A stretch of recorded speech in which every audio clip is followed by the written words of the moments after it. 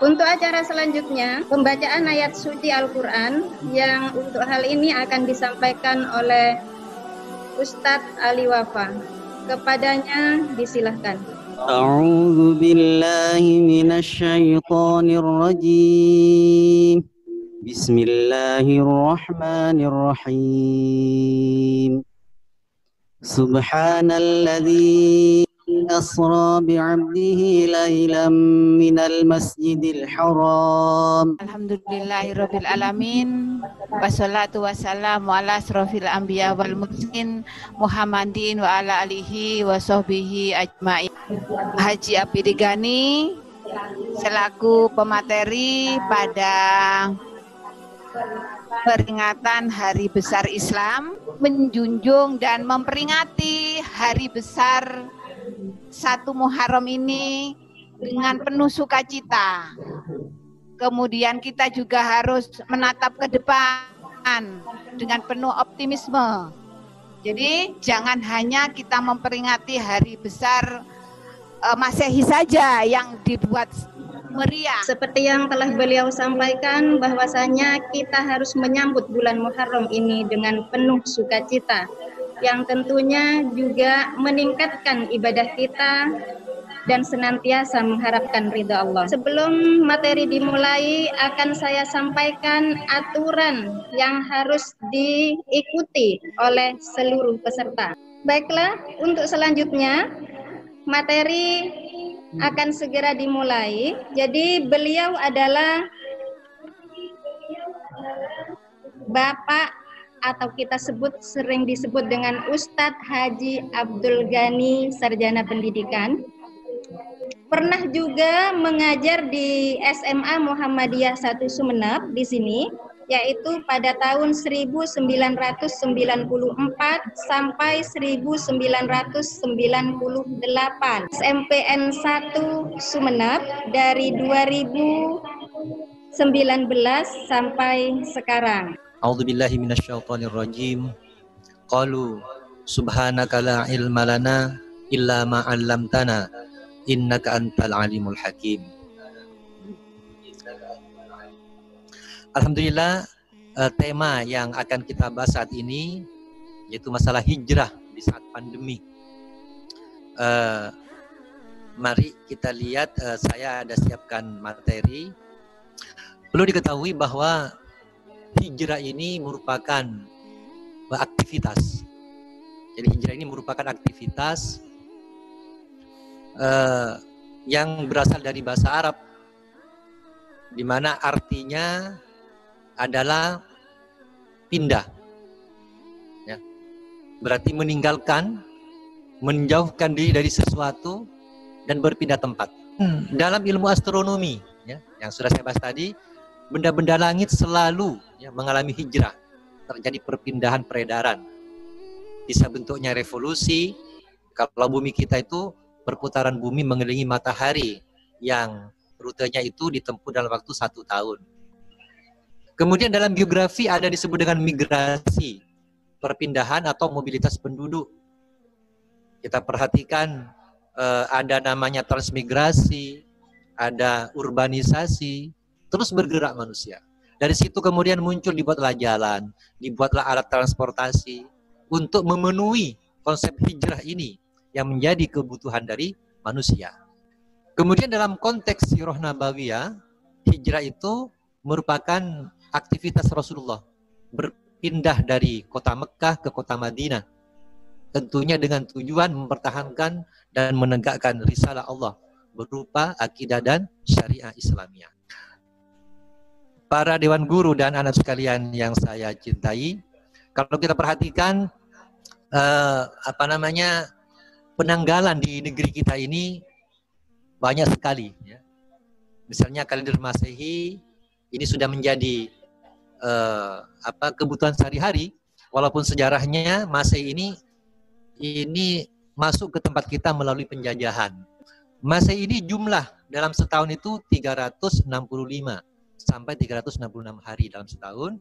Kalau Hijriah itu 354 sampai 355 hari dalam setahun.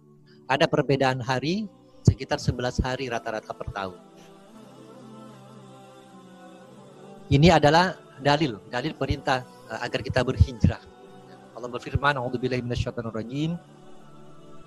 Innalladzina amanu walladzina hajaru wajahadu fi sabilillahi ulaika yarjuna rahmatallahi." Dalil kedua ini hijrahnya Nabi Ibrahim yang kita peringati pada tahun kemarin, tahun Dzulhijjah, di mana Nabi Ibrahim ini berhijrah.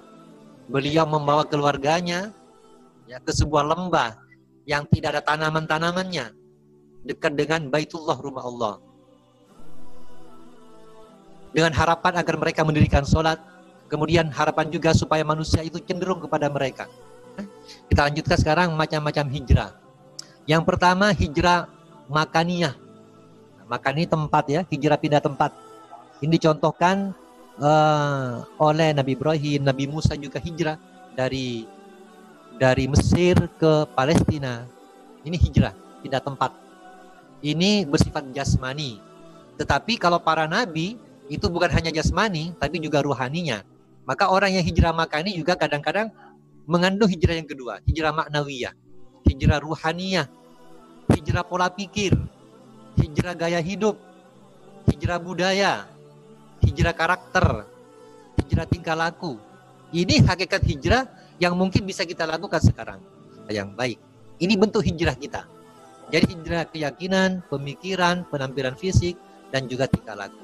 Maka kalau kita sudah berhasil seperti ini, maka kita akan menjadi manusia yang beruntung di dunia sampai di akhirat. Ada sekitar 5 menit lagi ya. Nah, ini sekarang bagaimana di masa pandemi ini ya? Bagaimana hijrah kita di masa pandemi? Tentunya sudah banyak yang berubah. Tentunya banyak yang hijrah. Ya. Mari kita sama-sama saling membantu, saling mendukung, saling bekerja sama untuk sama-sama keluar dari pandemi ini dengan menggunakan segala macam cara-cara agar kita ini bisa menjadi lebih baik. Dan ini banyak orang lupa. Sebagaimana ucapan Ali bin Abi Thalib ya, kata beliau, sesungguhnya manusia itu tidur baru bangun ketika masuk ke alam kubur. Jangan sampai kita baru sadar bahwa telah membuang-buang waktu ketika masuk kubur, sudah terlambat. Sekarang sadari kita, anak-anak belajar di rumah, sadari itu kesempatan untuk menambah ilmu kita, kesempatan untuk menambah ibadah kita. Dan itu adalah karunia dari Allah Subhanahu wa taala. Dan kalau kita tidak ambil, maka berbahaya nanti bagi kita sekalian. Di bulan Muharram ini termasuk bulan yang dimuliakan, maka ibadah-ibadah yang perlu kita lakukan ini banyak ya. Kalau ini adalah peristiwa-peristiwanya, mungkin nanti bisa di-share ya. Peristiwa-peristiwa besar sehingga dirayakan. Ini ada peristiwa besar, ini mungkin bisa dibaca sendiri karena waktunya terbatas. Nabi Adam diterima taubatnya, Nabi Nuh selamat ya, perahunya berlabuh ya. Kemudian Nabi Ibrahim selamat dari api, Nabi Yusuf keluar dari penjara, Nabi Yunus selamat dari perut ikan, Nabi Ayub penyakitnya sembuh, Nabi Musa selamat dari kejaran Firaun. Ini terjadi pada bulan Muharram. Puasa ya, afdhalus siyam ba'da Ramadan syahrullah al-Muharram. Puasa yang paling utama setelah Ramadan itu puasa di bulan Allah, yaitu bulan Muharram. Yaitu puasa tanggal 10 bulan Muharram ya. Namanya hari Asyura ya. Malam. Kemudian keutamanya puasa pada tanggal 10 Muharram itu ya. Yukaffiru as-sana al-madiyah, yaitu menghapus dosa selama setahun. Perintah Rasul kita harus berbeda dengan Yahudi, yaitu menambah puasa 1 hari sebelumnya atau sesudahnya, yang disebut dengan puasa Tasu'a pada tanggal 9. Jadi puasa nanti tanggal 9 dan 10 atau 10 dan 11 atau bisa juga 9, 10 dan 11. Itu mungkin yang dapat saya sampaikan. Mudah-mudahan pertemuan yang singkat ini bisa memberikan wawasan kepada kita semua, memperbaiki keyakinan kita, memperbaiki pola pikir kita, memperbaiki penampilan kita dan tingkah laku kita menjadi lebih baik sebagai bentuk hijrah kita kepada Allah Subhanahu wa taala. Demikian, mudah-mudahan bermanfaat, mudah-mudahan mohon maaf kalau ada yang kurang berkenan, ada yang tidak benar. Itu semuanya dari saya pribadi. Saya akhiri, assalamualaikum warahmatullahi wabarakatuh. Baiklah, silahkan disimak. Kami silahkan kepada Ustadz Gani untuk menjawab 3 pertanyaan dari audien. Jadi kaum muslimin ini harusnya ya, karena jumlahnya mayoritas, harusnya penanggalannya juga ya. Kita tidak bisa menyalahkan umat lain karena mereka juga berjuang untuk agamanya. Kita yang lemah kaum muslimin. Maka caranya bagaimana? Mari kita budayakan menggunakan penanggalan Hijriah. Nah, tapi kalau kebetulan tanggal 9 Dzulhijjah pas hari Jumat, silakan berpuasa. Karena tidak setiap hari Jumat, ya. Atau mungkin kebetulan puasa Daud, Rebu puasa berarti Jumat puasa. Tidak apa-apa, karena tidak setiap hari Jumat. Kenapa dilarang? Karena hari raya. Berarti hari Idul Fitri itu dilarang berpuasa, hari Idul Adha itu dilarang berpuasa, hari Jumat itu dilarang berpuasa terus-menerus di hari Jumat. Menambah-nambah yang diajarkan oleh Rasul. Misalnya, dengan merayakan Muharram, sholat 1000 rakaat. Nah, itu jadi bid'ah akhirnya. Sholatnya baik, tapi menentukan 1000 rakaat itu harus ada hadis. Nah itu, kalau ada hadis, maka kita menyambut ini dengan pengajian tidak ada masalah, karena ini metode dakwah. Momentum penting ya, karena dengan momentum kita itu lebih mengena ya, lebih mengena ya. Misalnya kita menjelaskan pandemi di musim pandemi itu lebih mengena, menjelaskan bagaimana cara mengatasi banjir di masyarakat yang terdampak banjir itu lebih baik. Momentumnya itu ada di tanggal-tanggal Hijriah. Saya kira demikian. Baiklah, terima kasih Ustadz. Ini anak-anakku sekalian, bahwasanya kita yang pertama harus lakukan adalah memantapkan niat. Dan kemudian kita merubah diri kita untuk menjadi lebih baik dan senantiasa berdoa untuk selalu istiqomah. Dari Rizkyani, saya ingin mengajukan pertanyaan, ketika ada seorang yang hijrah tapi masih ada berpacaran, itu bagaimana? Berarti hijrahnya belum mantap ini Ustaz? Ya. Yang logis, dengan cara memberikan masukan yang baik, diskusi yang baik, waktu-waktu yang tenang, ya, sehingga akan masuk kesadaran itu dan akhirnya dia meninggalkan.